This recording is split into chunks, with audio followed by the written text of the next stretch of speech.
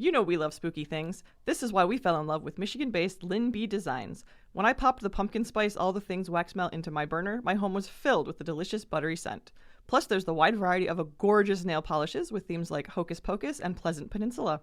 All products are vegan and cruelty-free, and you can find monthly sales on Facebook and Instagram at Lynn B Designs. Head to lynbdesigns.store today. Again, that's LYNB designs.store. We love them. We love you. It's great nail polish. It's the best I've ever used. Thanks.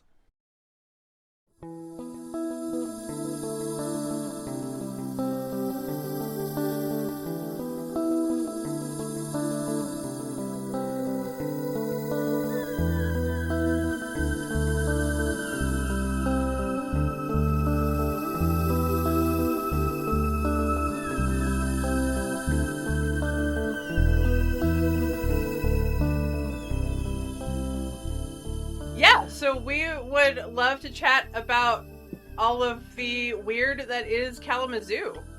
Yeah, Kalamazoo's pretty weird. Pretty weird place. Yeah, mainly due to the people. I don't think so much the hauntings, but it can be, for sure. It can be. Krista is from there, so yeah, the weird. Yeah. I know. I wish I could remember some of the stories my dad told me about the state hospital. You know, I've got a friend who's working there, so we can definitely talk about that and many other things. I have a couple of great reference guides. You know, this is one, which is the Lost and Found. And I know that there's a Facebook page out there now that it's all Lost and Found Kalamazoo. There's Lost and Found Michigan, and there's people from all around, honestly, putting their 2 cents in.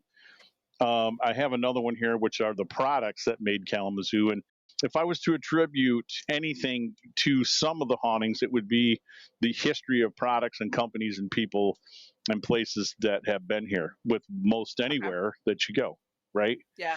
And not every place is haunted. That's just a mere fact. But I've been lucky enough to early on starting up my group. Are we recording? Yes. Yeah. Oh, okay. I've been lucky. I know. Where am I at? What? Hang on a minute. What's in my coffee? Might be a little bit of the Irish in there. I don't know.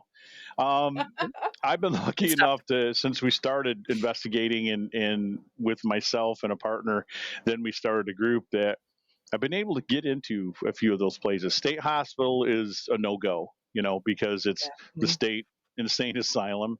I don't know any other, I guess, politically correct way to put that anymore. It's just a crazy house. It is what it is.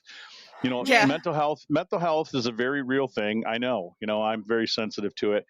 And, but that has been there for eons. It has been there for, you know, close to 100 plus years. And, to start with that a little bit, I guess, the property alone had a slew of buildings that were attached to it at the top of Oakland Drive in the hill up here in Kalamazoo by the water tower. And they're using a couple. The funny part is, as modern day has progressed, Western Michigan University has buildings literally right next door to teach classes. It's unrecognizable to me now, that whole area. Yeah, there's this much. You're right. And there's about this much that you'd recognize, along with the president's old house that sits on the corner. Yep. But I guess where I'm going with, I was able to, I want to say in 2000, very early on, that's when they still had the halfway house on the corner, which, Krista, you should remember. Okay, so they still had that. Western had started using the back property for ROTC, and it's a vast property. They also have a place called Asylum Lake, which was also a part of the state hospital. That's a whole nother thing we can talk about in a minute. But I was able to, with permission, they gave me permission to walk the grounds. We couldn't go into the halfway house, but that's as close as I came to getting into anything at the state hospital. Wow. I had read not hearsay, I'd actually read newspaper articles and the report about, you know, the patient that not really escaped but got loose inside. murdered the nurse. I won't go into it. It's pretty horrific. Raped and murdered her. That did happen in the state hospital. You can look that stuff up, folks. The information's out there. I believe a doctor may have been killed too. My brain surgery. That's my excuse for everything for old age. Yeah. As it should be. I just turned 61 yesterday. So woo-hoo. Happy birthday! Thank you. So it's got a history, obviously, and people have committed suicide there. As you're going to hear with any insane asylum. So working the property was very strange in that we collected quite a few EVPs, which there's a lot of contamination because there's sounds of nature. We're near the Oakland Drive, and then there's a Howard Avenue, which is a hill that goes down. But outside of that, we were getting voices where there shouldn't be. I discovered several buildings, what leftovers, remnants. We discovered a road that was in back of the halfway house made of red brick, and it was kind of grown over. And we're like, where did this go? And it went into the woods, and then there was a hill, and they had just pushed the building down over the back of the hill. There was no removal. It was just a pile of red brick. Oh my God! Yeah, how crazy, right? And as we're standing there, I'm walking the surrounding area because I call myself kind of a paranormal archaeologist sometimes. And that's exactly what happened, because I come across, depending on where you're working, you can come across, items.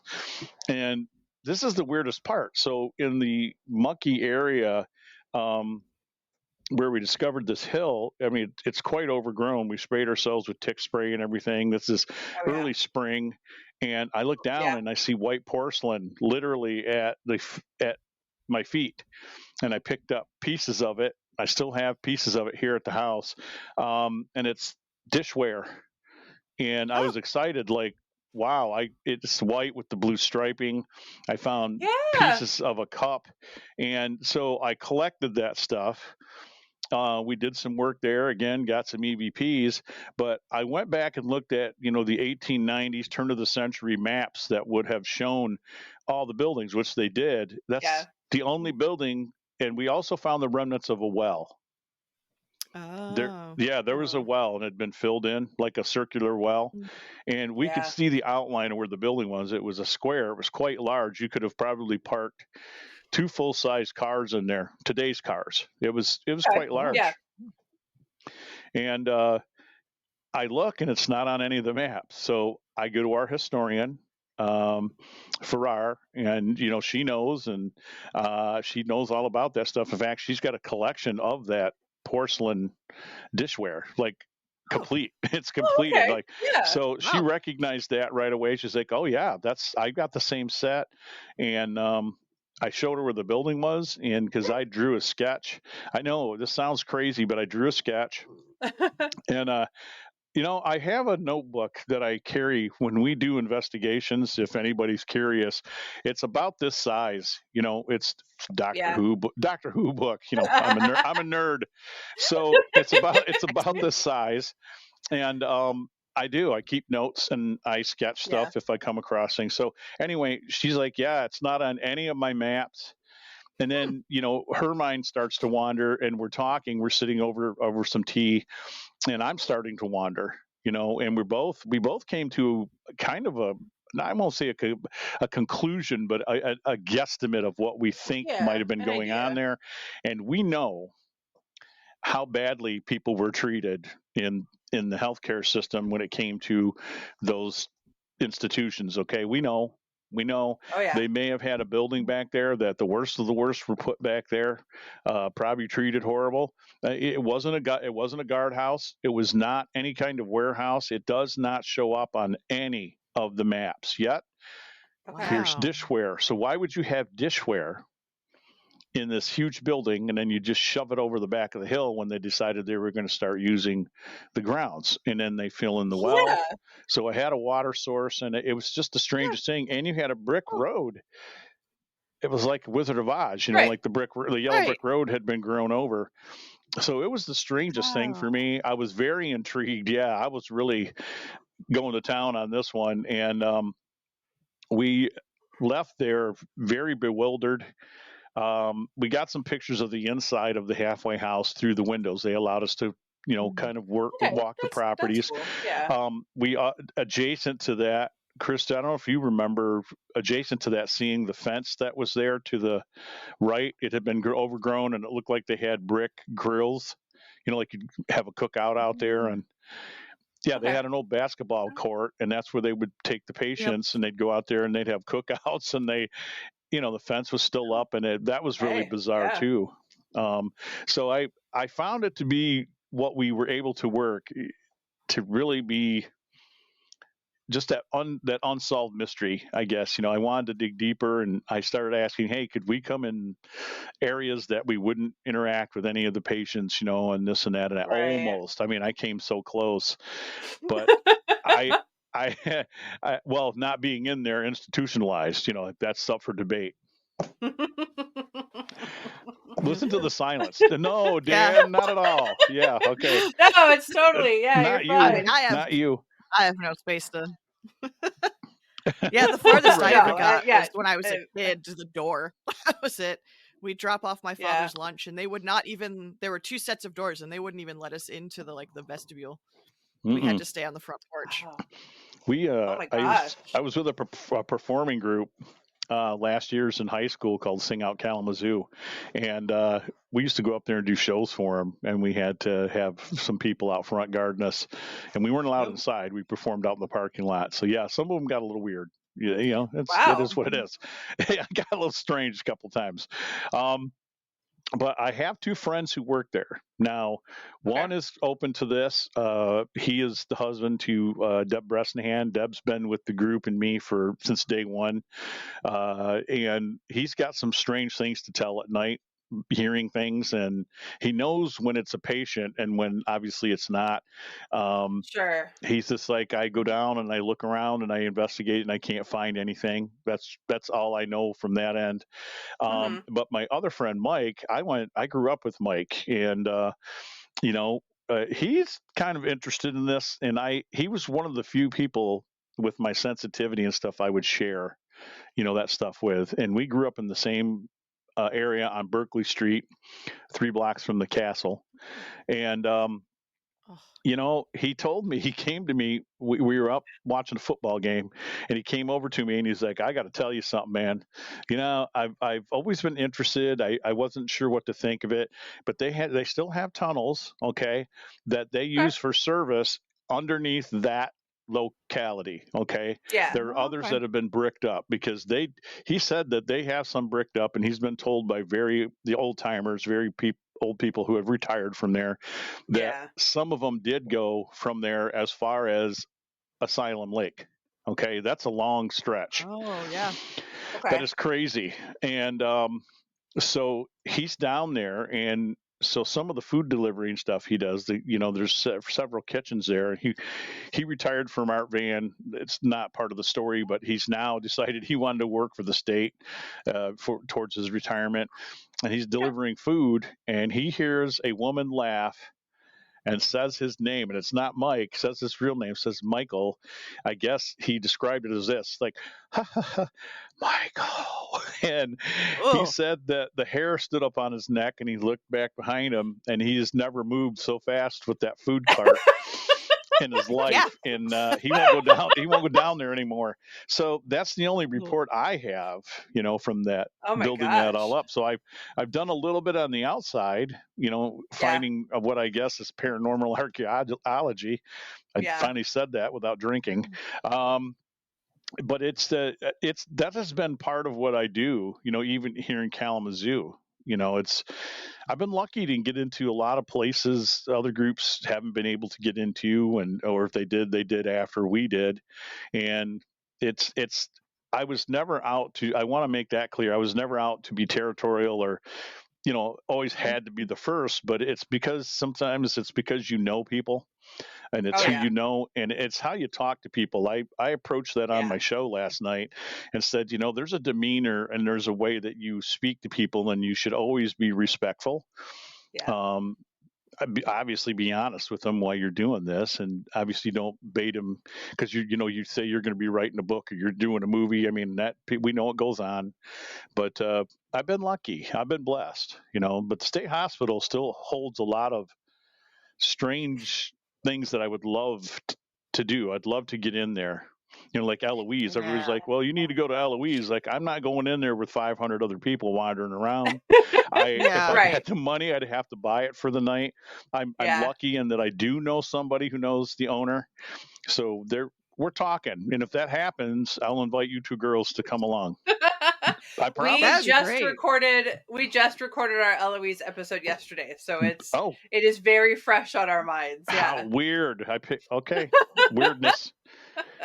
Welcome to 24. I realized that oh my god. I realized that we completely forgot to introduce you. It's okay. So if you want to just don't you know who I am? Who you are? And what you do, that would be awesome. We just started talking and I hit record and we kept talking. So it's all good. I'm Dan Holroyd. We've rebranded. We're the Southern Michigan Paranormals from 2008 up until this new year, and we've gone through a lot of changes. And we counted. We've done 311 investigations since 2008. That is insane. It's insane. Gosh. I didn't believe it, girls, and I turn and look at that file cabinet, and I still got stuff. I mean, I don't want to move the phone around, but I still got. It's I got stacks of this stuff, and that's the older stuff to still go through and reevaluate. And because I was very insistent early on that when we do this stuff, and with these historic sites or a personal client, that we were going to do like TAPS does. We get a review, we give them information, I write up reports, I make everybody who's in the group do a report. If you don't want to do it, you got to go, because that's how we operate. So, and you know who gets to do all that stuff when it's all compiled? Yeah, pretty sure it's you. Pretty sure you're stuck with all of that. Yeah. They turned me into a micromanager, but I had a good group of people. People have come and gone. It's not all my work. It's not me.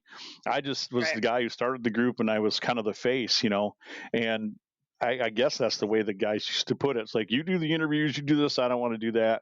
And we reached a point, OG, meaning that when Blog Talk Radio had started, I jumped into the ring because Ghostly Talk was the only podcast you could get in Michigan. And Greg and those guys, they're the old school, and then PAR came along, and there's some people I know there that I don't care for, but that is what it is. We know who we're talking about. Fine. Yeah, we don't all get along with everybody in the community, and that's all right. Right. Not happens. Every personality is for everybody. That's how the world works, That's how the world works. But and we did that for a while alongside of our adventures, and it was fun because, like you guys know already, being in the podcast business, and I'm starting to find now, trying to reinvent it and still do it, that we decided we were going to do shows every Thursday night. And it is a nightmare getting a guest and researching and going live every Thursday night. And I had I had to have a partner, hence you guys. And we did that for a while.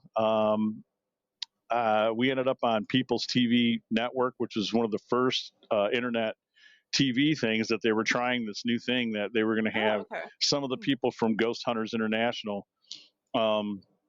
come on their program as well as us. We felt pretty, I don't know, we felt kind of strange, but we felt pretty lucky that they asked a group out of Michigan, Kalamazoo, let alone. That's awesome. Lori Kimberly, who owned it at the time, she's like, would you guys like to do a show?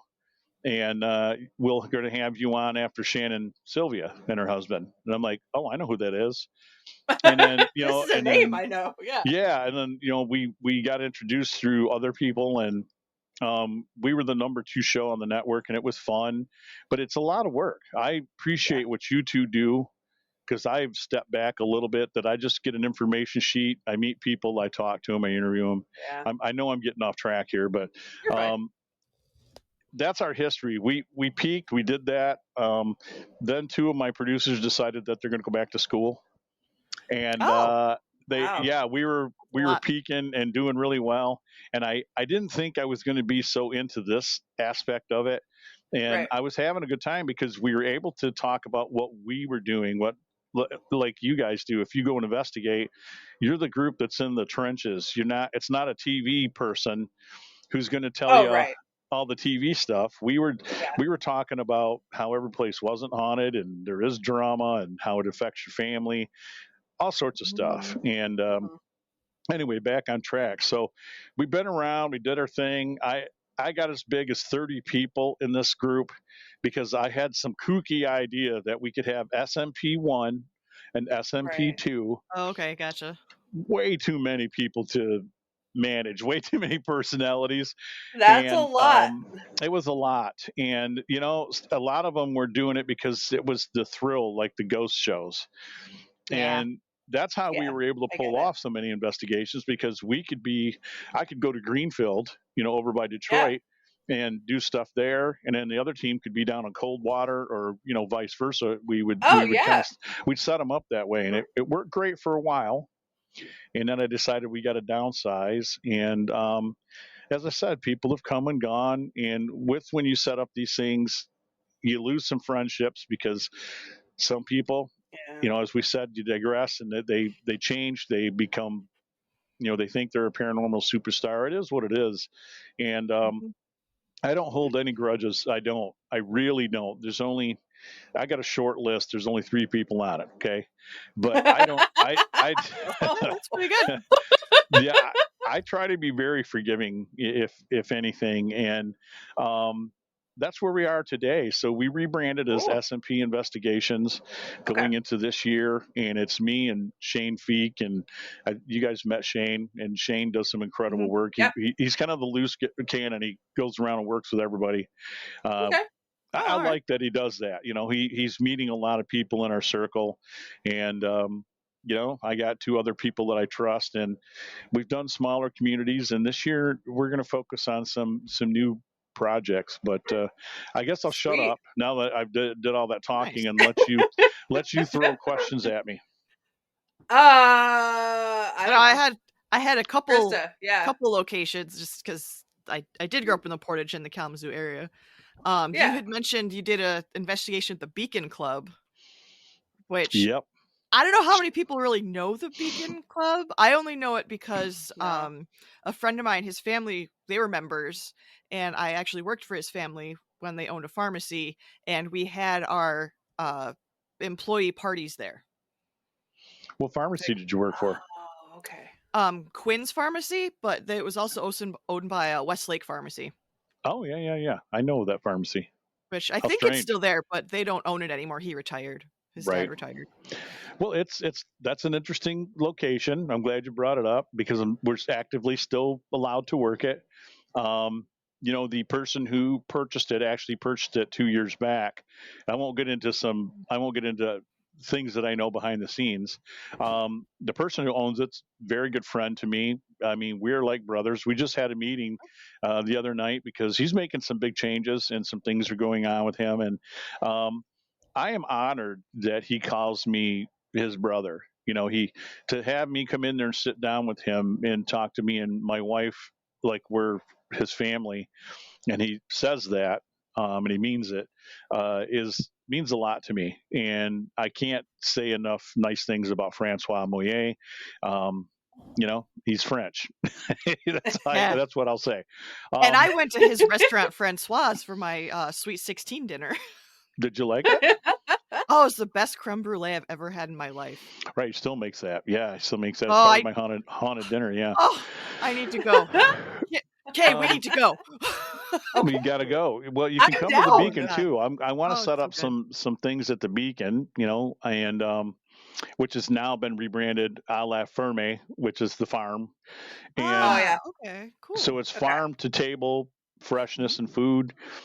He's kept the roasted chicken on the menu because that is a very, you know, the Beacon Club's history, so that is a very historic thing that Evelyn Ferris Mahoney kept. That's how they bought the place, and that's how they kept it as a private dinner club. But that was their main thing, was their chicken. They became famous for their chicken dinners, and so us working that. The short of it is that I invited Tommy Amongst the Tombstones in. Tommy does a YouTube channel along with his buddy Randy's Real Paranormal. Now they operate very different from me and other people. And, I brought him in thinking, we'll see if something happens, because I had some things happen. We'd literally had a baby carriage, which we thought we would catch it on camera, but the camera was just out of sight. Isn't that how it always goes? Yes. And I went and took a break, and we were in the back room having pizza, because I'm literally probably half a mile from my house, where I live that close to it. Wow, and nice. Yeah, I'm up near Northern High School. So if that tells you anything, I'm right down the street. Oh, yeah. And so, we're taking a pizza break, and a young man who joined the group with his girlfriend, Jeff Smith, great investigator. He's just eager to help and eager to go at it. And he goes to use the bathroom, and he comes back immediately, like he hadn't even gone a second. And he's looking at us, and we're like, "What's wrong?" I thought maybe somebody got in the front door or something. Maybe we didn't lock something. And he's like, "Did you guys move that baby carriage?" I mean, he was scared out of his wits. I could tell. And I'm like, "No." Maybe he didn't need to use the bathroom anymore. He didn't. He can't. So I went out there immediately, and it literally have moved 6 feet, and it was underneath the staircase. Francois had it sitting there, and had been pushed up against the women's bathroom door. And so we go to check the footage, and we see him walk around, and he's in sight of the camera, but you can't quite see under that section of steps. So we knew then that he hadn't touched it. I can see him the whole time.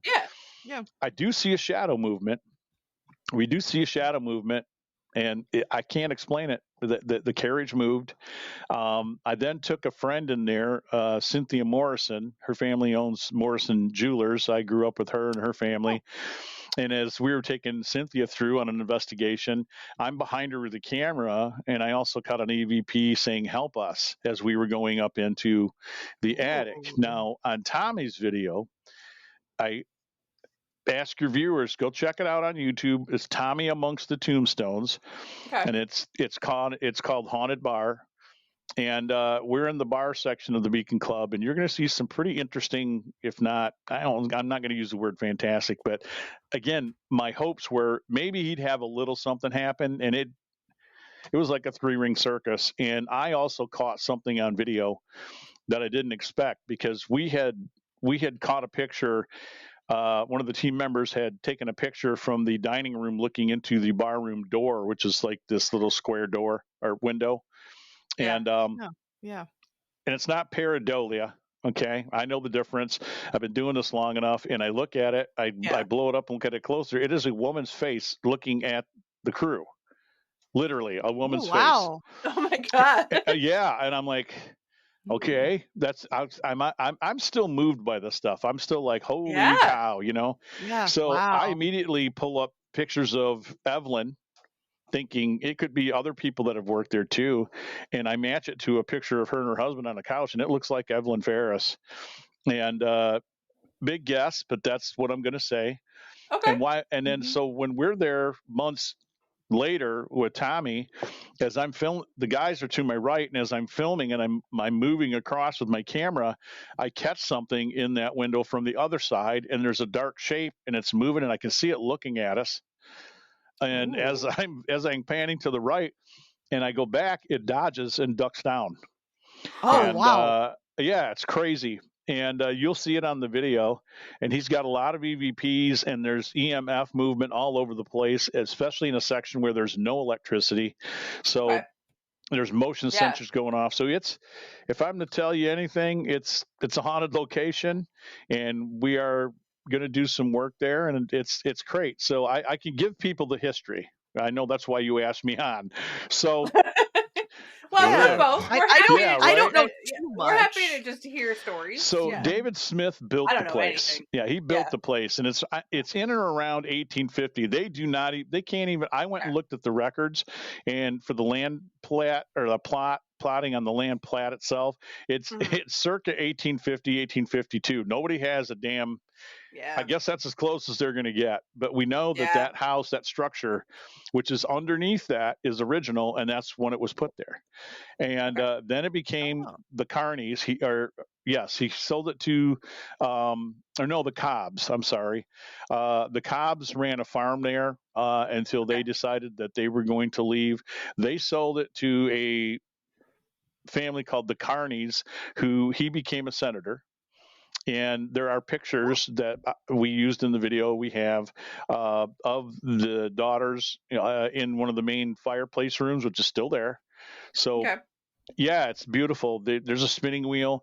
So they lived there for many years.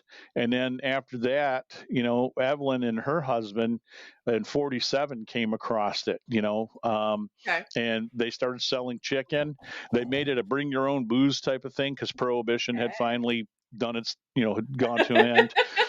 And finally died. Yeah. And they had put in an airstrip, which is already going on there, in the 30s, and planes were coming darn close to the house, and this is where they added on. Yeah. So she thought we got to come up with something. So they put a beacon on top of the house and they renamed it the Beacon Club. Oh, and that's why it's Beacon, because they didn't want planes crashing into the house. And it's still there. Don't hit our house.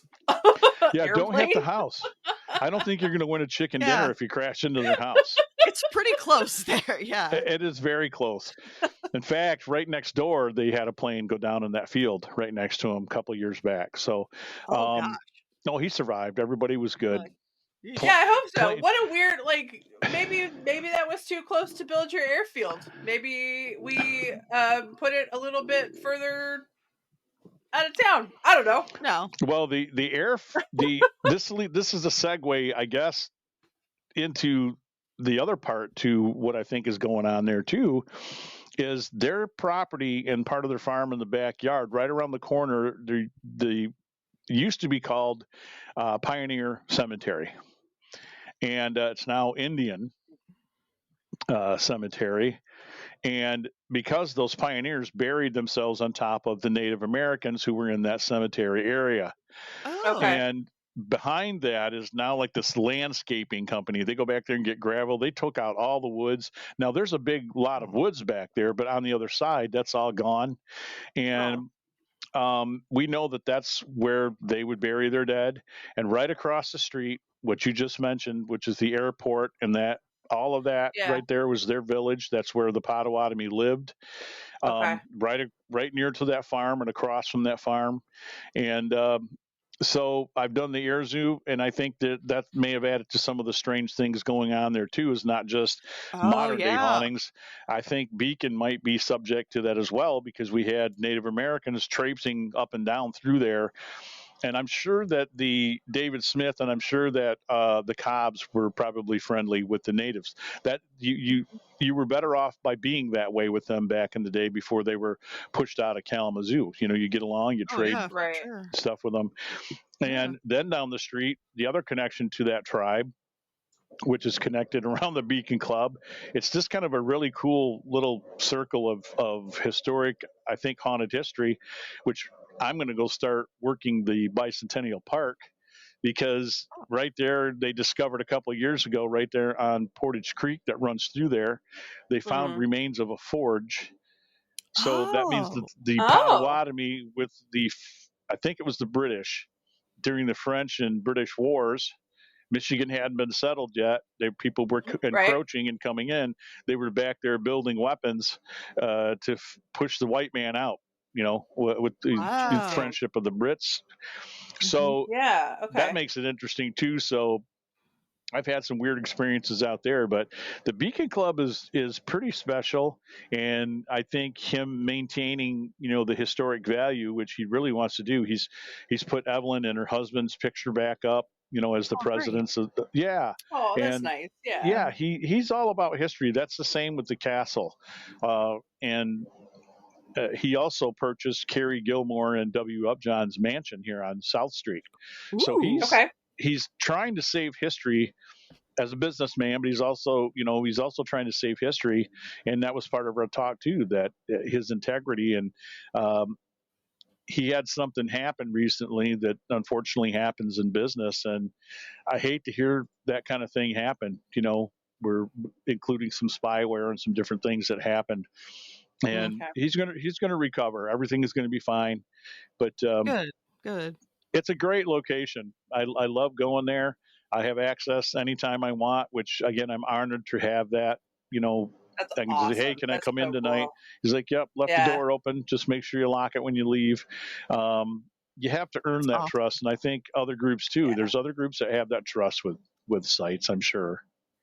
Oh, definitely. But yeah, like you were saying before, it's definitely a lot of this field is who you know and who you've been nice to.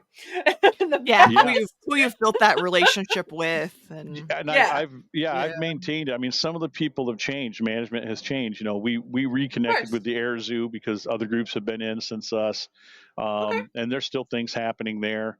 But Kalamazoo itself, doing the castle and doing the State Theater and a couple other places downtown. There's some I can talk about. Some I told them I wouldn't.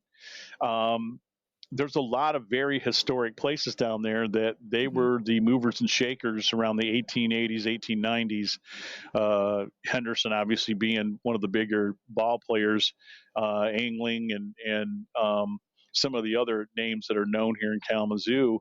The Park Club. We were able to do the Park Club. We found the right manager who was open to it at the time because they had an employee who'd been working there for 20 years. Said, I am hearing a girl up here say my name, and we went in 2009 and we pulled stuff out of there. And it was funny because then subsequently they started running commercials about the haunting ghosts of Park Club. I'm just like, hey, that was us. We were there. So, but it's stuff like that. The State Theater is very haunted. I know that's some articles have been popping up. They're older articles, but I went in there with older management, and we had done it, I think, 2 days in a row. And this is 2009, 2010. And beautiful place. It's the Colonel Butterfield who built a bunch of those State Theaters all over Michigan. Again, I love history. I know you guys love history. And they all look very similar. There's some in Illinois, there's some in Indiana, and they're vaudeville style theaters. They're very Romanesque or Greek-esque, I guess. If you go on the inside, there's statues. It's beautiful. Right. And we went in, and that's haunted like crazy. And the experience is there. I play several of those EVPs when I give lectures.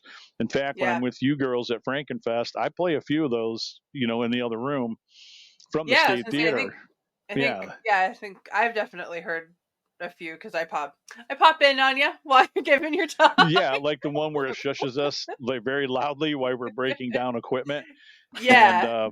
And so I've been lucky to do that, in the Park Club, and I want to again address I've been blessed by friendly people and the right people here, and then we started doing private investigations. So that's a whole other chapter of the book.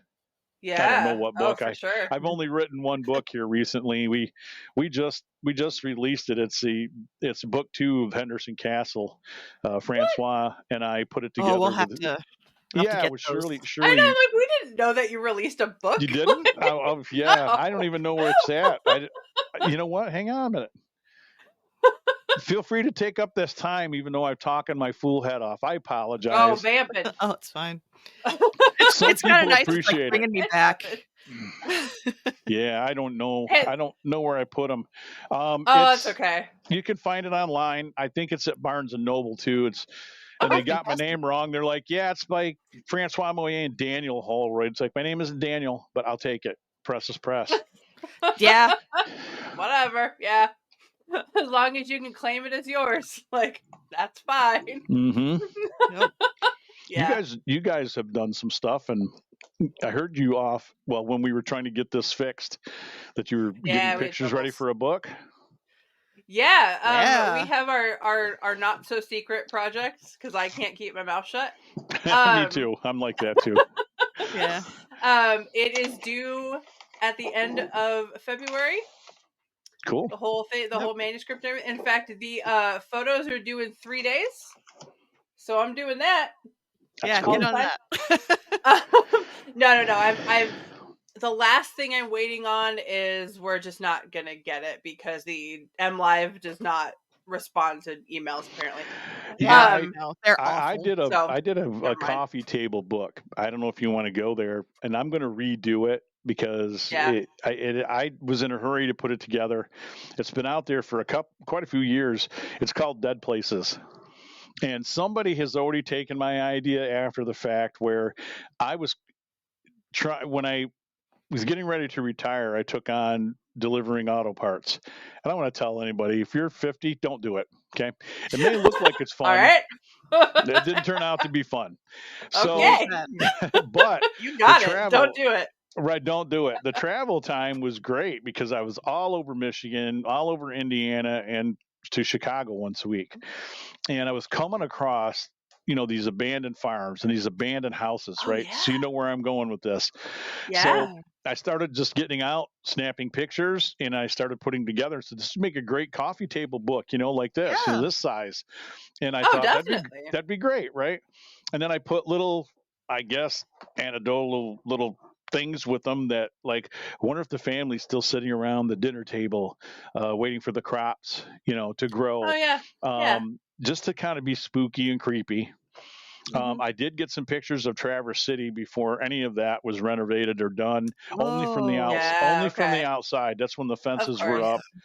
Yeah. And I had a couple people contribute. Deb Para and Tina Truex were also, they caught on and like, hey, I'm going to take some photos and give them to you to put in this book. So I want to redo it.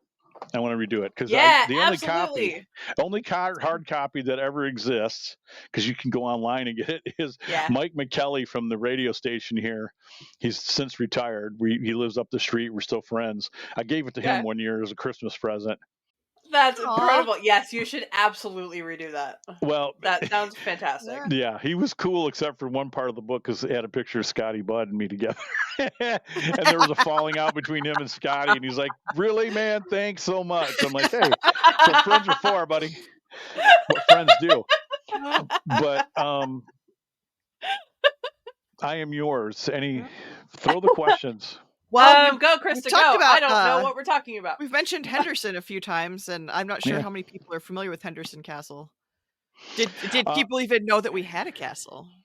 Well, this is, and I don't want people, I'm very cautious about not coming off as a narcissist or some, you know what I mean? Because us three have talked about this stuff in person, Yeah. And I don't want to come off by saying some things. It's just, I don't want confidence to be mistaken or some things I say. Okay. I just want people to know that. I'm blessed. I was lucky to get in there because my wife knew the previous owner. It's an 1895 bed and breakfast. And I grew up sliding on the backside of that property down onto like Monroe Park and the other streets. And the person it's got some who great hills. It's got great hills, and they didn't have all the wine. Yeah, they didn't have all the grapes up there at the time. They, Dr. Jess Walker, his family are the ones who owned it at the time. This is mid to late 70s. And his kids are much older than us, and they went to the same schools, but we kind of knew them, but they're a lot older. Sure, and he'd chase us off because he's like, you guys are going to get hit by a car, which was true. And West Main is very dangerous. We were sliding out into West Main on a Sunday thinking, hey, nobody's out. And the dumbest things you can imagine. I don't know how my generation at 61, and I'm going to say it, we had metal Tonka trucks. There were no bike helmets, people. I don't know how we survived Light Bright. Anybody ever have that? Oh, yeah. Yes, I love my Light Bright. Right. Yep. Right. So Here, put this piece of paper in front of this very hot light bulb. Exactly. I shorted out all the fuses in my house with that thing. That's a whole funny story. But it's the same. What I'm getting at is I always spent time outside around it. We always wondered what was in there. and it's had several owners, but it was built by Frank and Mary Henderson. Frank was a self-made man.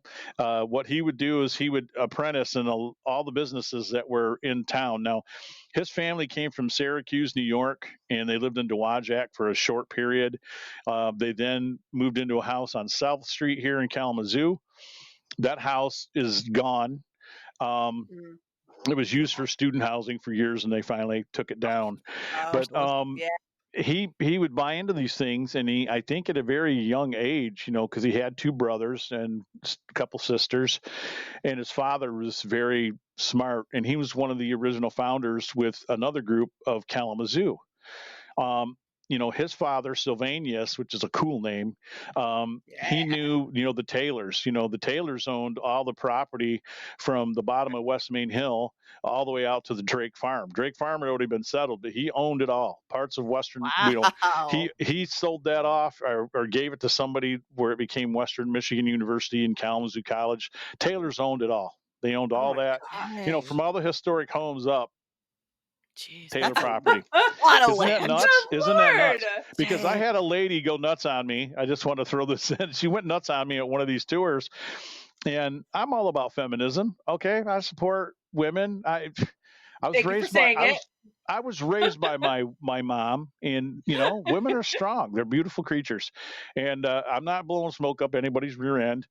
And she just lit me. I mean, we're talking, and she's like, well, it's just like a typical man.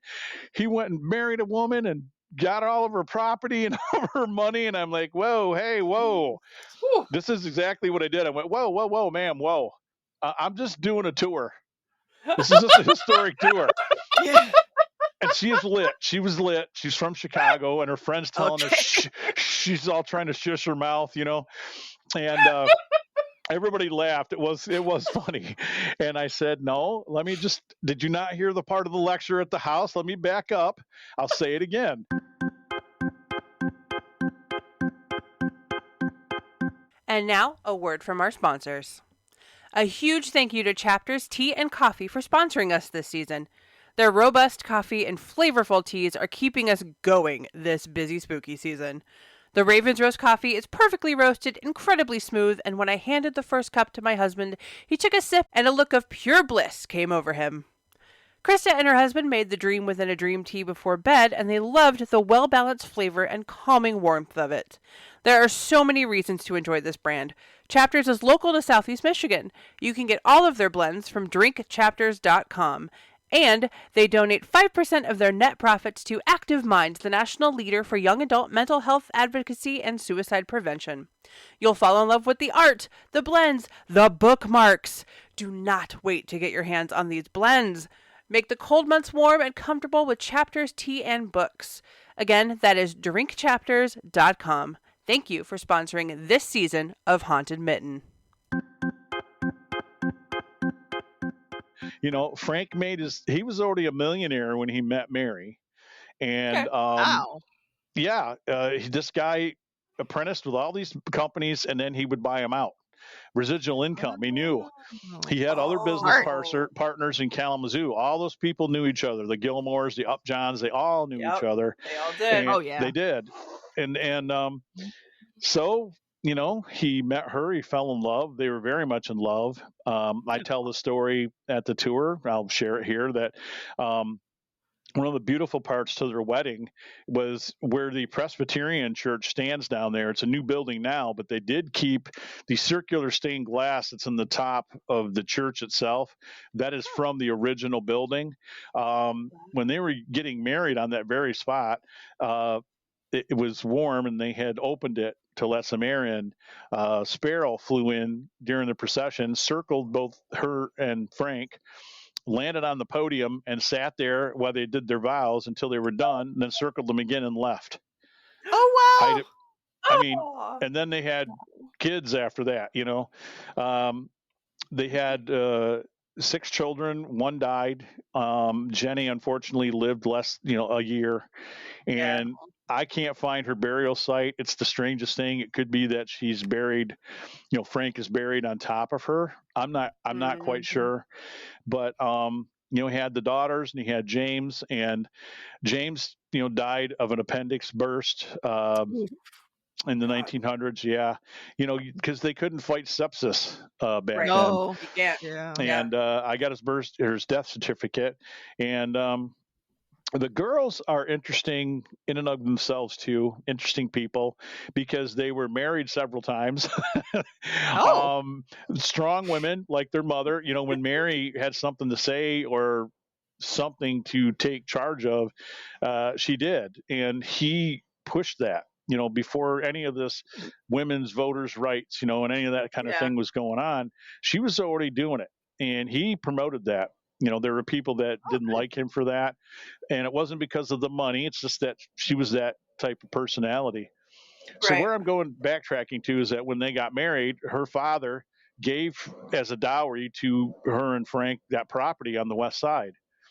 And after a couple of years, as the castle was nearing completion, in 1895, they started building it in 1888. So they had already had their kids. The children were preteens to adults. None of them lived there, small children. Oh, wow. Okay. That's a misconception, too. So they're already young adults or teenagers. And so he said, well, I'm going to open it up and sell plots of land up here for people to build their houses. Well, the city's like, well, okay, cool. We'll come up there and flatten it out. And he took a big pause and said, no, you're not going to come up here and flatten out. It's on a natural hill like he did with his home. It's a natural building site. And so he maintained that. And he said, well, then you're not having the land. And he won. So if you drive through the west side of Kalamazoo and it sprawls and it's beautiful up around there where all the mansions are, you can thank Frank Henderson for that. He won that. He kept that way. Right. And he became friends with many of the people who had homes up there. And the fence that's on the back of the property is going to be removed here soon. So anybody who's been there, they will know what I'm talking about, because his road used to go all the way through to the other side. And when they put a few houses back there was one person.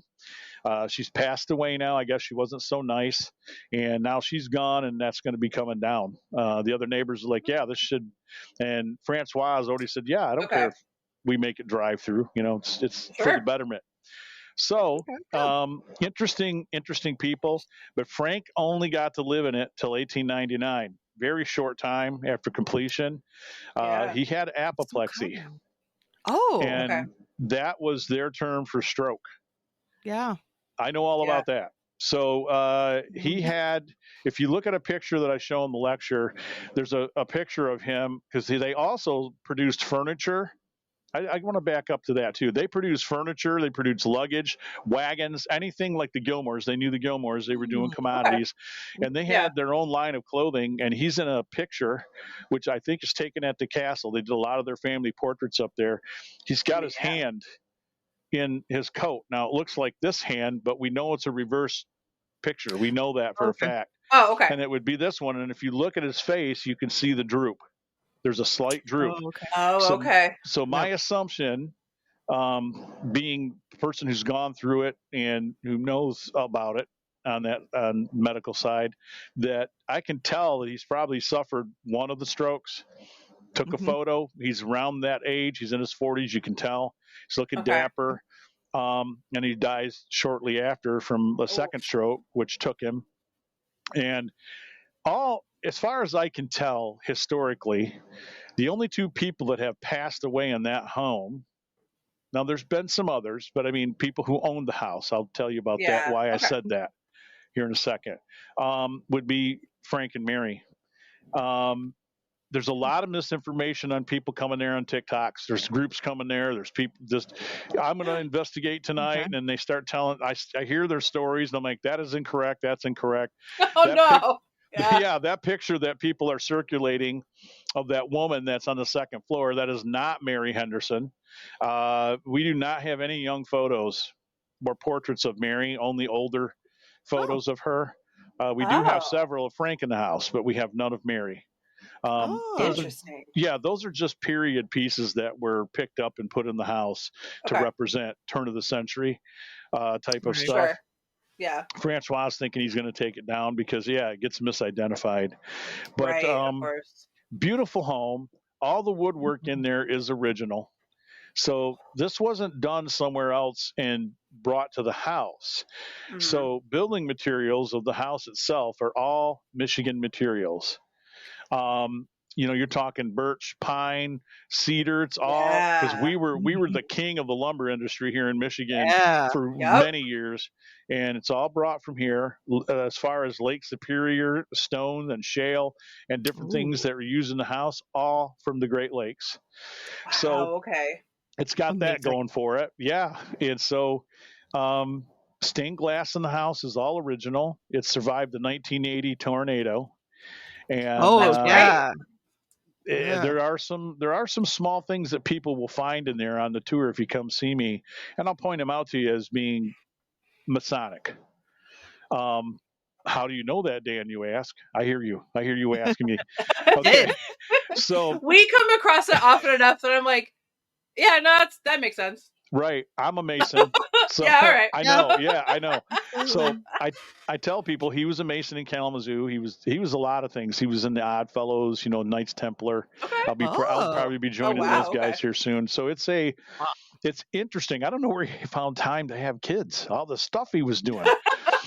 but you know who's just like this man when you think about that and all the things he was involved in, all these businesses, and I'll talk about how he merged with Ames here in a second. Is Francois does the same thing. He's running all these businesses and he's just constantly going, burning the candle at both ends. I don't know how he does it. He's French. So then Frank, Sure, before he died, before he died, he merged with this Ames Corporation, came to him out of Chicago, and they were doing banners and uniforms and swords and anything regalia, anything you can think of. So this is way before Frank's death. So about a year before, in 1898, we had the Spanish-American War going on. Right. And his son, James, joined up as a volunteer, as did another person by the name of Claire Burley, who I talk extensively about on my lecture because I ran into Claire's spirit. I think we put him to rest. And they were in same unit but different company. They both mustered out of Kalamazoo, and we found out in research that Frank hand presented that unit a flag that was made by the Henderson Ames Company. So if you want to talk about another weird connection, that would be it. And what I mean by that is I was doing other investigations, after doing that and still doing that. I've been working that castle for 18 years this year. Yeah. So I'd go to other places in Michigan and I'd find out, well, they knew Frank Henderson. What? How is that possible, right? Yeah. And it would lead right back to Frank Henderson. It was the strangest damn thing. And it even gets stranger now. I got to tell you, I'm exclusively telling you this because we've been thinking about this, my wife and I. I grew up next to the damn place. Little did I know here later on in life I'd be investigating it, right. And getting so involved with it, not just not just ghost wise, but I take a personal interest in Frank marrying the kids. I do. I care about the dead just as much as I do the living. If I'm going to say anything. Yeah, it's your place. You can definitely say that you have some kind of Francois made to it in some way. Francois made me and Eve honorary, I guess, ambassadors is what he says. We're ambassadors of the house. That's a big responsibility. That's incredible. Yeah, good or bad, So it's good. It's got its moments. Go with good. As the lady, the lady with like, wait a minute, it's got moments. I've had some crazies on the tour, the drunk people out of Chicago. It is what it is. But I love that it's always the drunk people out of Chicago. Oh, they're always Chicago people. No joke, but back to that. Yeah, it's always wandered back to the Henderson family. I did an investigation in Schoolcraft just south of here, and a guy has had it in his family for 80 plus years, about 89 years. And I got looking back to, again, I do research. I look at who owned the land, what was there first. I don't just go in and ghost hunt, folks. I looking into this. We are investigations. This is what I do, because if I'm going to be giving you all the facts and probably sometimes nothing but the facts, like you guys do with your research, you want to have some of the stuff right. Yeah, definitely. Other people might know and they'll call you out on it. They have no whim about calling you out on it. Oh yeah. We all know about that too. So it's I find out that the person who was renting the farm to this person's family, and then they ended up buying it eventually, was Harriet Henderson, Frank's sister. Frank's sister. And I'm like, this is just getting stranger. And so it's kind of lulled, but we discovered in 23 that there have been no less than 30 twins, including Francois. He's got a twin brother. This is where it gets weird, as if I wasn't already. That there have been 30 plus twins that have either had interaction there or worked at the castle.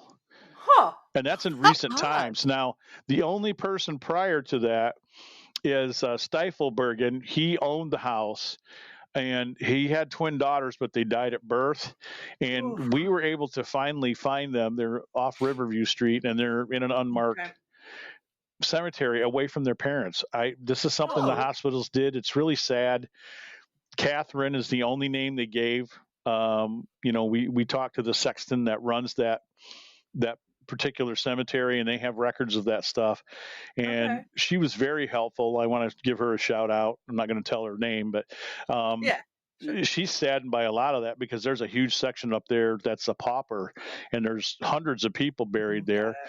And I told her about an experience there in connection to that Tina Truax and I were up there in the summer of 2011, just doing some stuff, checking out some headstones.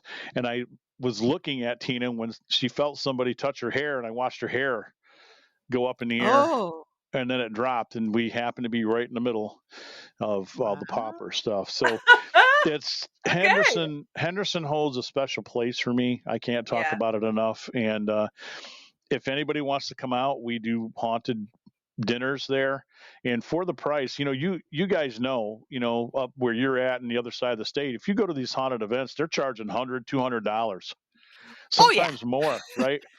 I think we're pretty affordable at $98 to get a 3-course meal. I give you a lecture because, you see, I like to talk, but I show you things. I have video, I have audio. I tour you through the house, and if the weather is agreeable, we take walks through the cemetery, and I take you over to meet Frank and Mary, because they're buried on a hill looking right at the house. That was in his will. He believed in the afterlife. So there it is. So that's all I know about Henderson. I got more, but I'll save some of that for later. No, that sounds great, and it's a super reasonable price. Kristen, you have done the Whitney. Yep. Right? Yeah. Did you do the we did the Whitney. Actual... I want to do the Whitney. We haven't done the tour. Some friends of ours did. We went there for our dinner tour thing. Yeah, we just went there for our anniversary dinner, which was expensive enough. That would be Paranormal, right? I'm not sure. I think I talked to them. Yeah, they run events there. And they're like, you guys got to come out. Like, I can't afford your rates, man. That's a little too... that's another thing, too. I've only paid to play one time, and that was the LST 393 in Muskegon. And that's because I knew the director. I knew what they were doing with the museum. And we did that 6 years straight. It was our team getaway. And we would have... He would turn the hot water on for the girls, because God forbid they can't have showers for 3 effing days, I don't know. It was just became a thing. It and happens, then they're like, you need to go. Sometimes you just need a shower. Oh, well, then they're like, well, you need to go through with a broom because there's spiders everywhere. It's like, it's a damn museum. I don't care. Well, yeah. Anyway, so we got to stay on it, and that's haunted too. So people go to the 393 in Muskegon, okay? This is Michigan, right? I'm telling people. Go to the 393, check it out. I don't know if they're open to, doing investigations too much anymore, but who knows? Also, I did the Silverside in 2000, I can't remember, 8, maybe in 9. That's also haunted, like no one's business, and they openly talk about that too. Nice. there's been other groups that have been there. So you can pay money on the submarine with a group of people and spend the night. It's heated all year round. That would be and fun. It's pretty cool. It's the most decorated World War II submarine still in the water. That would be terrifying and so much fun. Those cots are short. I'm 6'2". No, those cots are short, man. I don't know Greg how would those have a guys hard time. They had up to 80 people in there, right? And I'm like, can you imagine the body smell? I would not. I could, but I don't want to. The body funk alone. They didn't have deodorant like we do now. Yep. No. Krista, anywhere I don't know anything in Kalamazoo except for Western, so we covered a couple. I mean, we did this was 14 years ago. We did that JC's tour and just downtown. Oh, we did. You know what? I promote that. That is the best Kalamazoo haunted tour. That's the only one I will promote. Period. Now you heard it from me. That's the only one I know. Yeah, I'm like, this was back, I think, in 2010. Yeah, they still do. We did it in 2010. It's Coats for Kids type of deal. You know, the JCs put the money back into the community. And, right. You know, and I with another person gave them a lot of information on the tour. So when you guys, walk some of those buildings and like the State Theater and stuff, that's our stuff, and I gladly gave it to them. And I'm not here to say anything negative, but there's another one that exists, and I don't promote that. But I would say the JCs, if anybody out there, guys, help them out every year because they're doing a lot of great work here in the community. That's why I ring the bell with the Ghostbusters every Christmas. Been doing that 13 years. Oh, okay. And I know that in the past they had a black eye over some things that director had been removed a long time ago. But they helped us out in the community when we needed help, and that's why I raised money because I know where the money's going. Yeah, right. And that's why I help. I try not to be political with a lot of things that I involve myself into, but that's one that I really believe in is Salvation Army. I was there. I saw where it goes. I know that they help people across the board. And I've had discussions with the commander, over some past indiscretions and some things I didn't agree with. Because I got weird about that too. It's like, well, you guys said you weren't supporting this and supporting that. And he's like, right. So that person was removed, and we're still trying to heal from that, Oh, and I'm like, good. Yeah. They're progressively trying to make a big difference. And good. I've tried to tell a couple of my people that too, because they were, politically they didn't want to help. How did I get on that? We're here to talk ghost stuff. I don't know. Yeah, I have no idea. I'm trying to think back, because I know they talked about the Civic Theater. Yep. Yeah. Which I knew some people who acted in shows there. So I've seen a few shows there. As did I. And I recently read articles from people who performed there in early days. Mm-hmm. And I forget the ghost's name. They think it's a woman. Okay. Yes. And shoot. I can't remember either. They admitted that they did this as kind of a gag and a party thing. But having done that, other things started to happen. So it happens. It happens with any theater. It's right, and people have passed away that have performed there. So it would stand to reason that. And I've asked to go in. I have kindly been told no. More or less kindly been told no. Sure. Yeah. More or less. Okay. We'll let you guys decipher that. Sure. And I was not out to disprove anything. I just wanted to see what had gone on. I told them I had been in the State Theater. I have done I've recently done a theater in Sturgis, which is very old and haunted. And wow, that's God. If I come on again for another show, if I have you guys on, I'd love to talk about that. I have never been a witness to something so damn crazy in my life. So, so I've done a different theaters. When I was in Sing Out, we did the Calumet Theater in Calumet, Michigan. Yeah, we've been there. We have been there. It was said to be haunted. So we heard the story about the people being crushed to death on the back staircase, and our sound equipment went weird. And I had an experience on the back stairs, and that's all I'm going to say about that. So I believe this summer I told my wife we're going to make a trip up there, and I'm going to, because I've already talked to some people. They said, yeah, you can come in. We'd love to have you come in, maybe film and do whatever you want to do. So that's a big one for me. I've done the little barn theater that's in Niles, or not Niles, but Buchanan. Buchanan. Yeah. I was gonna say, and that sounds familiar. Yeah, there's a tiny theater in there, and I met two guys that started Michigan Ghostbusters, and they allowed me to come in because they were managing it, and it had been used during, what was it, the typhoid fever breakout, because they had a big factory in that area at the time. I forget what the factory was, and it had made so many people sick and die. That's where they were housing the sick and the dying, was in that theater space. And so I've done that theater, and I will tell you that place is crazy too. Very crazy. I had seat going up and down by themselves on camera. Oh, There's nobody in there. So yeah, I'm hard case to believe some of that stuff, but when I know no one's in there, I'm just like, it's a little strange, right? It's a little strange. You're like, what's going on? A little bit.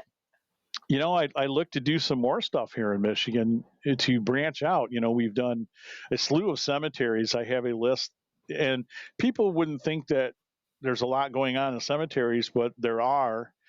And I've always asked, I've always asked this question: why are you hanging out in the cemetery when obviously we have cases that we've worked where we've not only made contact at that person's grave, but then we seem to be talking to them at their home, which is miles away.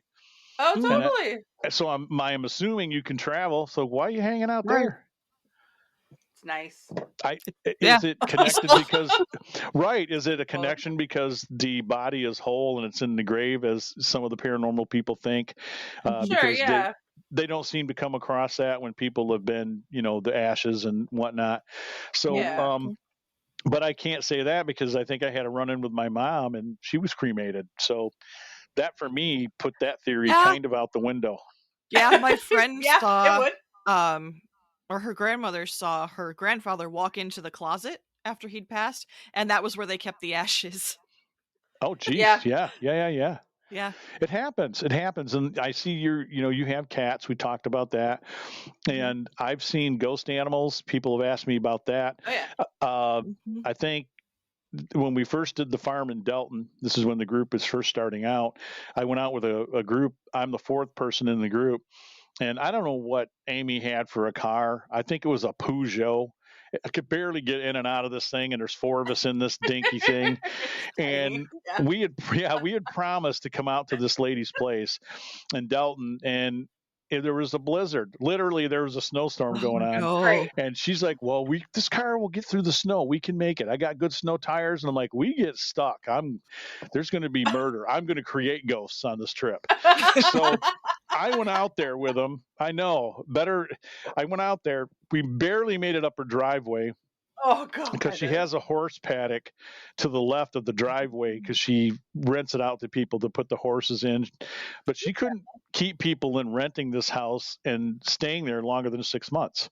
And so she heard us on, RKR and said, could you guys come check it out? And I'm going to tell you, for the 2.5 years we worked this place, craziness.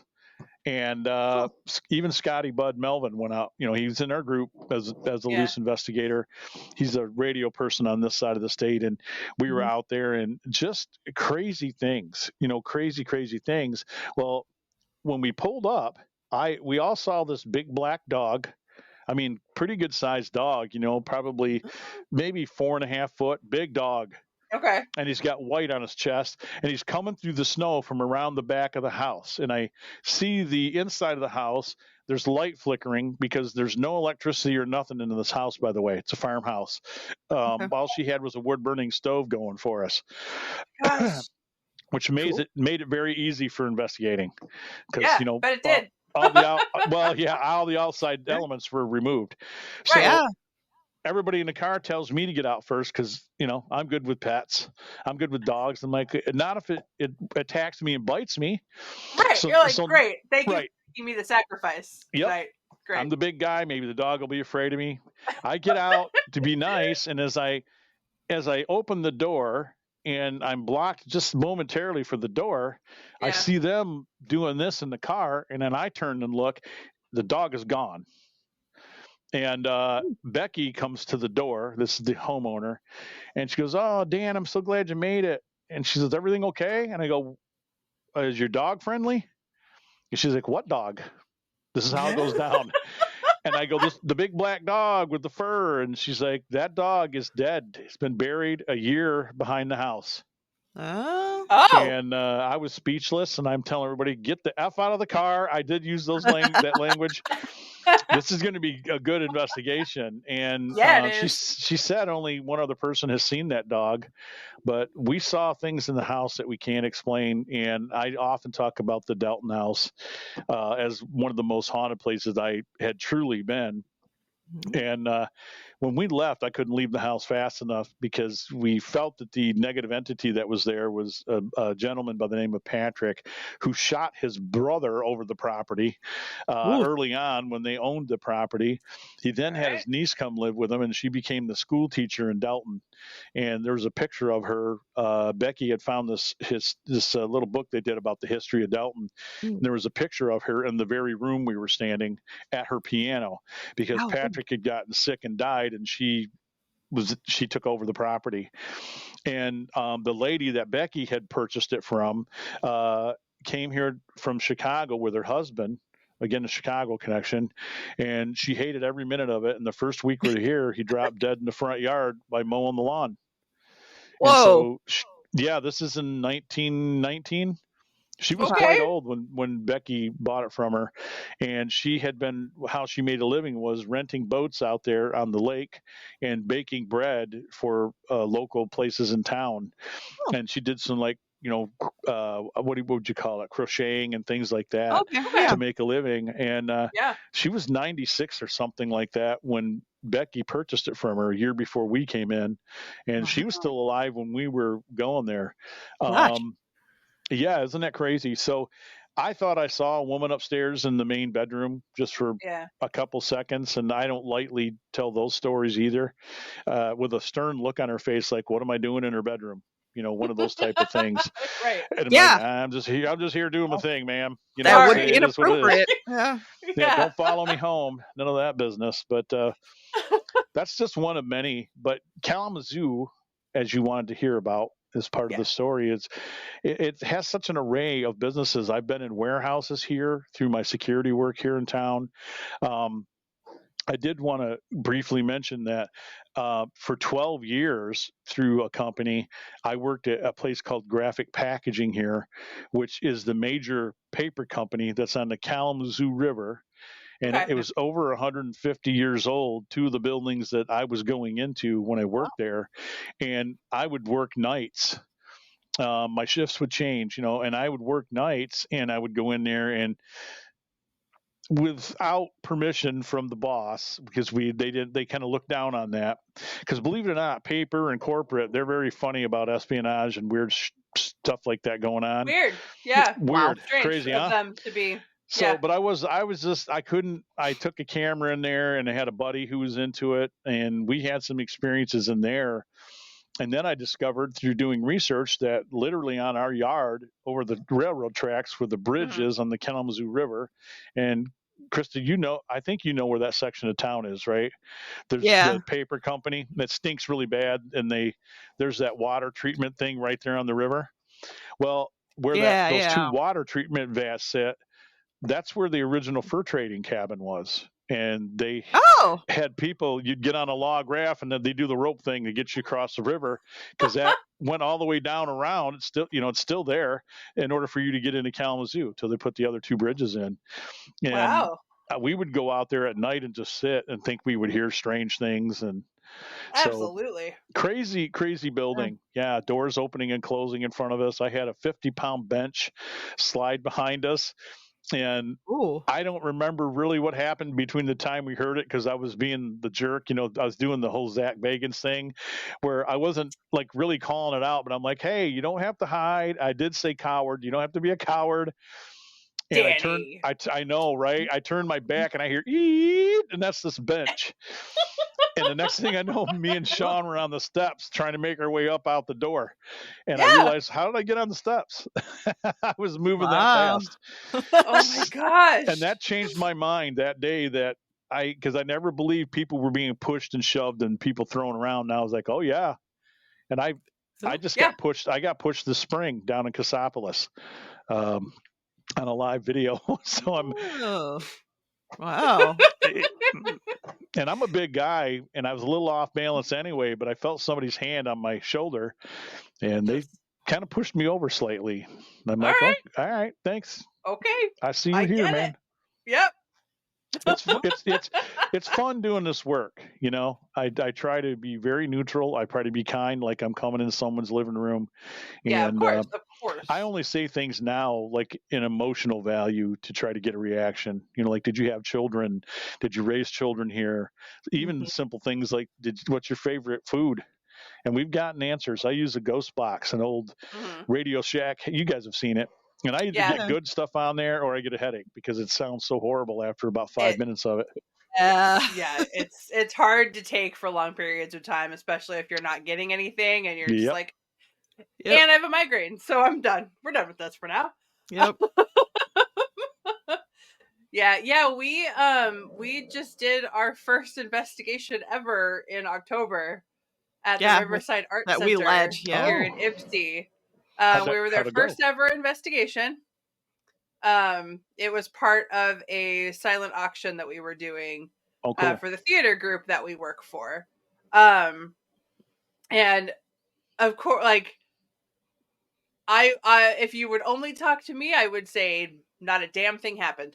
But if you talk to Krista's husband, Greg, who I have now affectionately termed Bait, he experienced a couple things, and that's funny.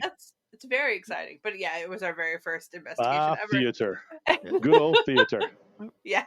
Oh, absolutely. And one, it's like two buildings that have kind of been joined together, and the one side was the Masonic Temple for a very long time. Very cool. Yeah. And where the theater in there is now, it was a community theater back then too. And then the top floors, which they just recently renovated, were where they did the actual like secret stuff. The bottom, I guess, the bottom, all of your Masonic things. Yeah. The bottom two floors, I guess, were it's more transparent now, like than ever open was, to the community. Yes, and then the top two floors were private. Yeah, just the Masons were allowed. Yeah, we still have closed business and closed stuff, but we welcome people to come in to watch us open lodge. And when I've had Tommy and Randy into 2 different lodges, and I'm going to do some more Masonic lodges. I do a false opening. You know, we can show people that. It's just a society with secrets. And if it was nefarious, I wouldn't belong to it. I tell everybody that.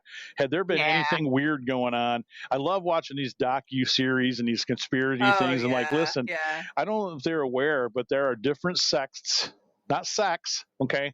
Sects with a T. Everybody get that? So there's different versions of Masonic, and we frown on that. We do not get along with those folks. We're the Blue Lodge, and the Blue Lodge is the oldest out of Europe. And we trace our stuff. You know, I can talk about this. We trace our stuff all the way back to the temple of King Solomon and a lot of the teaching and the stuff. And, you know, we're not a religion, but the reason that we don't take atheists is very simple, is because we want somebody to, you can say that you believe in a higher power, Thor, or I believe in Thor. We're good with that. We just want people to acknowledge that you're this and there's a higher power that created you. Right. If you don't want to be there, then you're not going to go along with a lot of the things that we do. Just a short information for folks watching. You know, there is a lot of charity work involved with what we do, and there are people with money, but there's people like me too. And there is no damn treasure cave, because I would not have lived in a damn gated community in a trailer. Okay, I would be stealing diamonds. It wouldn't have happened. It doesn't happen. Okay, I don't know where they're coming, but there are things that are, you know, like the skull and bones and different things that we talk about that stuff, and we're just like, hey, we're not connected, you know, with a lot of this thing. And I think people's perception is that we are. But we do have mystic classes, because a lot of us do believe in the hereafter. again, not being a religion, but it's fun because Sure. I've been asked to speak these a couple times in the work that I do, and I tell the brothers, it's like, man, I've been invited to do the Grand Rapids Temple. There's another guy that I'm a brother with that he's kind of beat me to it. But I've done Fort Wayne, which is it's humongous. It's got 13 and a half floors. There's a hidden floor. And we had nice. we had Wheezy from Ghost Hunters there years ago, and he was screwing around with one of the skulls, and the teeth fell out, and he's like, and then one of the brothers came in and said, "Yeah, you're not supposed to be touching that." Yeah, you're not. What are you doing? What are you doing? And he's like, "Oh." And so I found that funny. And then he came into a room where I was, and I was sitting. I wasn't a Mason yet, and I was sitting into the Worshipful Master's chair, and you're not supposed to do that. And I'm like, am I going to get beat up or murdered or something? And he's like, well, it's only you and me. But then he took pictures. I'm like, well, don't share that on. Don't be sharing that. So now they're gonna come after me. Right. Yeah, it's been fun. I watched Tommy had a camera on a pedestal, which we call the brother, in the West, and I watched it being pushed, and it was shoved off one of the pedestals right in front of me. Oh wow! Wow! And I heard people walk in this building. It went up in 1960. It's not that old. Yeah, but that doesn't seem to matter too much when it comes to spirits and things. So because we've had brothers that built that place. A lot of them, most of that generation, they're passed away. Right. And I think I'm probably the third or fourth oldest in there now. But it's very interesting, for enlightenment and the things that you learn. But paranormal wise, what else can I tell you about Kalamazoo? Yeah, I've heard that people have seen apparitions in Bronson Park. Yes, ma'am. And that was kind of there's the mound there. I know. It used to be called Church Square. When Kalamazoo that was makes built. a lot of sense. Yep. It's like look at these churches there. Hell yeah, it does. Right. I went to the Methodist church. There was our church for a long time. Yeah, you remember the one on the corner? The corner church across from the Kalamazoo Institute of Arts? Yeah. It's gone. Really? Ripped it out. They could have reused it and saved it, but they could not get any clergy, and they're like, yeah, we're going to tear it down. So, Kalamazoo, we'll put something else in there. But as you pointed out, Krista, it was the square of churches. We had so many churches in this town. It's ridiculous. So many. There's still so many, and I'm just like, every couple of blocks there's a church. Well, I'm like, it is West Michigan. Yeah, how does this speak to the sin in Kalamazoo? That's what I want to ask people. What's going on? I mean, literally 2 blocks down there's a church. 2 blocks this way there's a church. 3 blocks that way there's a church, and it is still it's actually insane, but it does it begs to a lot of activity there. They have that Indian burial mound. Now there's been a lot of discussion about it, but it is it's protected. There's been a fight going on behind the scenes about whether Western removed artifacts or not back in the day. I'm inclined to believe they probably did, because a lot of things were going on 40s, 50s. That, what are you going to do?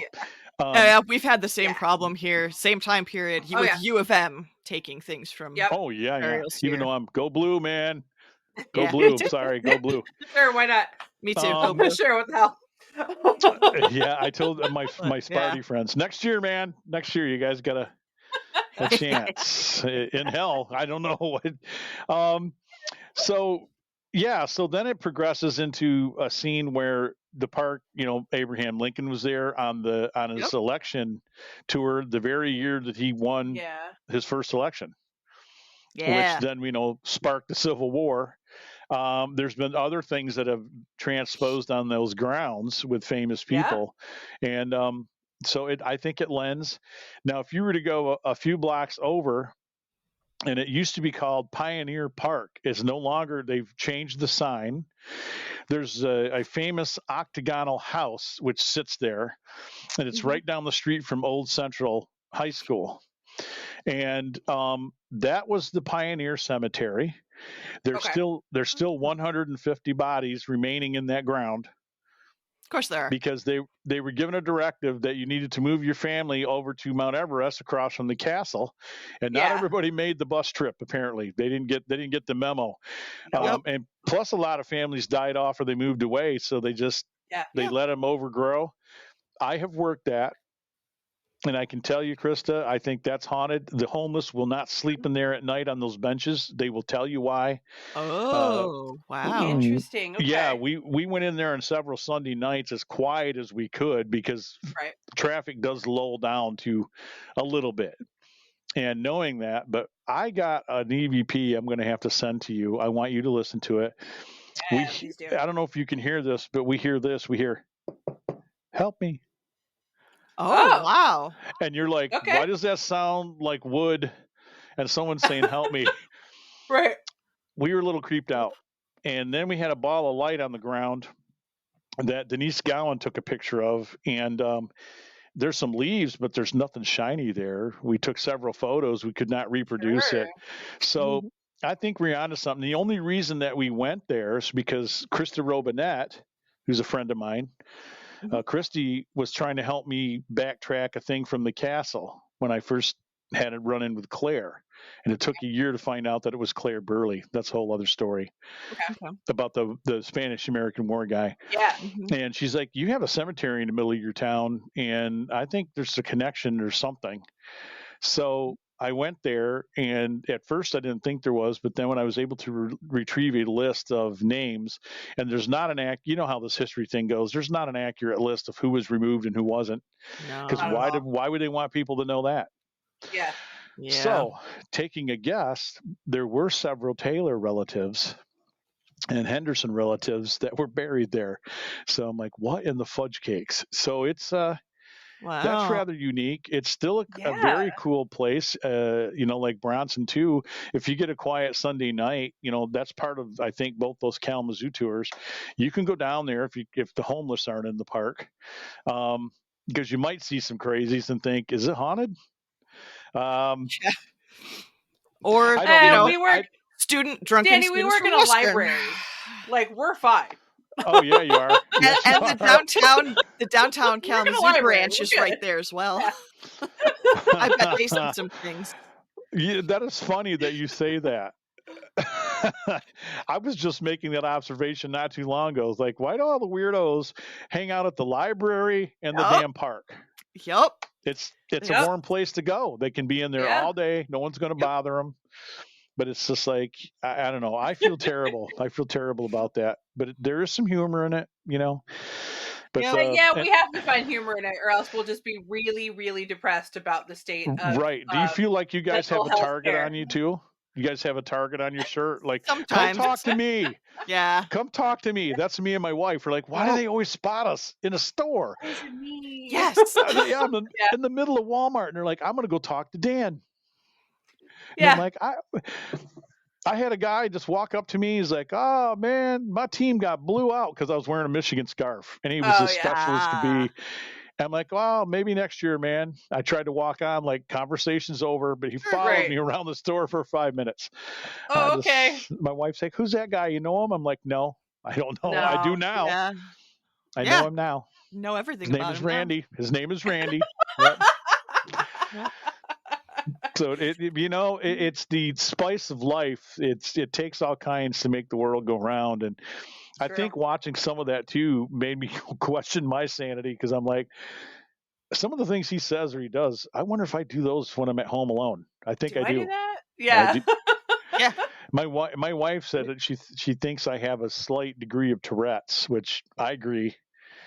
Because she's like, you yawn, you make noises, you make weird noises at the dog, you're doing weird things. Why do you do that? And I'm like, I don't know. Just do it. Just do it. Like here, talking so much. She's like, you start in the car the minute I'm on a trip with you. There's times I don't want to be on a trip with you. And I'm like, well, because there's one thing I cannot stand is if there's two of us in the car and no one is talking, if I can't put on a podcast, then I got to talk. That's my husband's kind of like that. I mean, my husband's a performer, so. Yeah. Well, He's into theater. Yep. Oh yeah, he does. He's written quite a few plays actually that they've done, so he's more interested in that end. But he's been in a few as well. I've done that. I did that in high school. Murder most foul, my friend. Yeah, I've done some theater in my day. I played a professor a couple times, and more of a comedic role, believe that or not. But What? No. Yeah. So, if there was anything else, if there was like, what amazing, you have thing on your shoulder. If there was any one last thing you wanted to talk about, definitely tell people where they can find you. Yeah, self-promotion. This is about you, my friend. Go for it. in your bedroom at night in the corner. Dang. That should probably edit that part out. Yeah, I don't want hate mail. And if you do send hate mail, send it to Mike McKelly at WRKR 1077. It's still a running gag. We used to do that for years. And he never got it. Favorite radio station. Yeah, Stephanie Bishop got it one time, and she's like, some crazy guy sent us a bunch of stuff. Love that. You can find me at Southern Michigan Paranormals on Facebook, or my network at unrestrictedparanormal.com, which you will find these ladies. Their show will be up there. Anything they run and they record, including this, all the new stuff. I'll be hard at work here within the next week or so, getting that organized, and you are on a page under podcasts, and you can find me there. We've renamed our podcast Paranormal Notebook. Okay. And I'm going to have a co-host, Drew from Living Histories Mysteries. We're going to have different people we've had in the past. Michelle Freed will come on, and Michelle's been at events. But we got Ghostorama coming up here very soon, May 11th, at the Bell Mansion in Fort Wayne, Indiana. That is a very famous location. And we got Keith Age from Children of the Grave from Sci-Fi. I've known Keith for years. He's going to be a special guest. Anthony Snyder. They'll be there talking, and we'll do one at the Beacon Club June 15th. But that's the places you can find us. And right here, I guess, if you have me back on anytime. Yeah, we would love to. Absolutely. When I don't have a haunting on my laptop, I don't know what's going on. So we'll figure it out. I don't know. Technology. It is. It's crazy. Whatever. Craziness. But my husband's not ready to have our house gated for demons. So you should. Yeah. You should. Go to hendersoncastle.com and you can find my haunted tours too. Please do that. Sweet deal. And I want to go take I told these two, I'm telling all of you out here who are listening, watching, whatever it may be, that they have been invited, with their partners, that if they come down, you're my guest. You can I'll get you a dinner. You can do the tour. We can take pictures and have fun. My mom really wants to do it. My mom was excited when I told her. We are absolutely coming this year. Yeah, come down and then we'll have a couple drinks afterwards, Awesome. Irish whiskey makes for a lot of fun. Well, you got my husband just on mine that. too. That's all you needed. Yeah. Well, come down and see me. Yeah, we will. We promise. Yeah, all right. sure this year. Thank you so much. Yeah, what a good ending. Beautiful. There's the bear. That's my son. That's my son, Paul. I know, he's huge. Hi, Paul. You're on a podcast. He's on a podcast. So we're going to go out and enjoy a hockey game. And I want to thank everybody for the birthday wishes. Thank you so much. And thanks for having me on, guys. Yeah, thank you for coming on. I appreciate it so much. I'll see you at the next event. All right. Yes, definitely. Which I'm going to send one your way, which is coming up very soon. And if you want a table, I can work it out. Okay. Yeah, we're always down. Yeah. All right. I'll send it to you, girls. All right. No worries. Cool. All right. Thanks, man. Thanks. Bye. Bye. Bye. We're back here to talk to you about Lynn B Designs. Not only do they have the best nail polish to rival even those most expensive nail polishes you see on Instagram, but they have stickers, wax melts, shirts, everything cute and adorable and definitely ready for this fall season. So be sure to check out this vegan, cruelty-free brand. You will love them as much as we do. Check out Lynn B Designs monthly sales. They are fantastic. I am going to go look at some right now. Thanks.